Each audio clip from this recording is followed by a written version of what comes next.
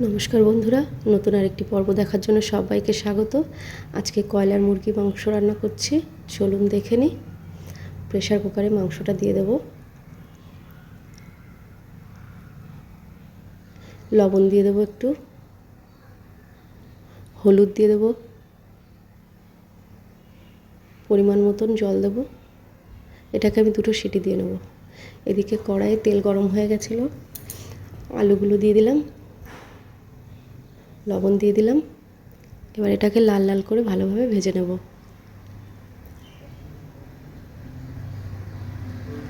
আলু ভাজাটা হয়ে গেছে, এবার তুলে নেব।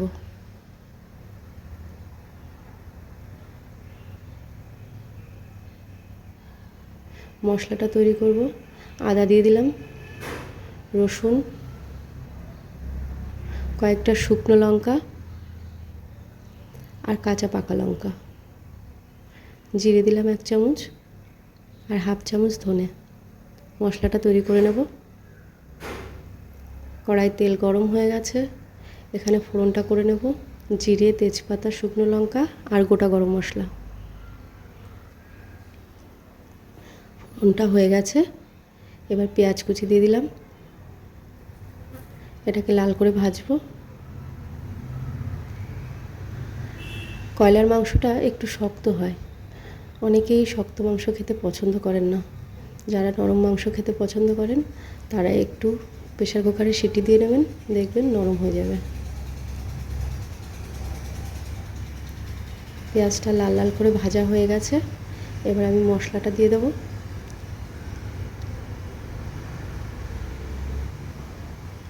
কষিয়ে নেব।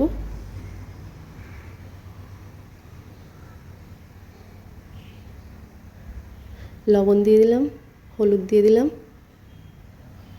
আর কালারের জন্য কাশ্মীরি লঙ্কার গুঁড়ো দিলাম। ভালো করে কষিয়ে নেব।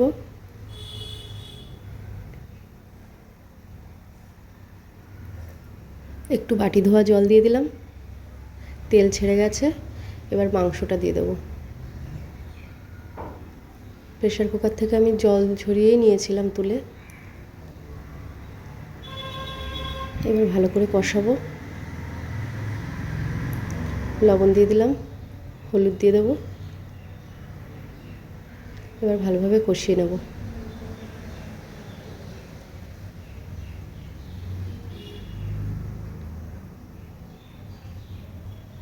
আমি প্রায় 20 মিনিট মতো কষিয়ে নিয়েছি। এবার পরিমাণ মতন জল দিয়ে দেব।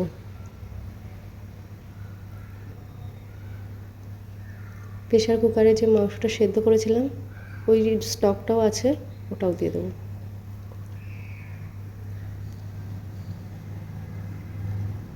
হলুদ দিয়ে দেবো। এবার লবণটা এখন আর দেবো না, মাংসটা সেদ্ধ করার সময় লবণ দিয়েছিলাম, কষানোর সময়তেও আমি লবণ দিয়ে দিয়েছিলাম। এবার আলুটা দিয়ে দিলাম। পরে টেস্ট করে দেখব, যদি লবণ লাগে তাহলে দেব। ঢাকা দিয়ে দিলাম। এবার ঢাকাটা তুলে নিয়েছি।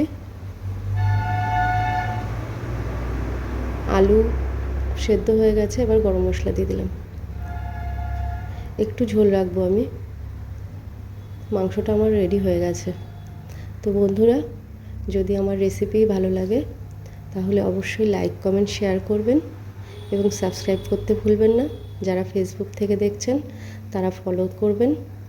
আজকের মতন এই পর্যন্ত। ধন্যবাদ।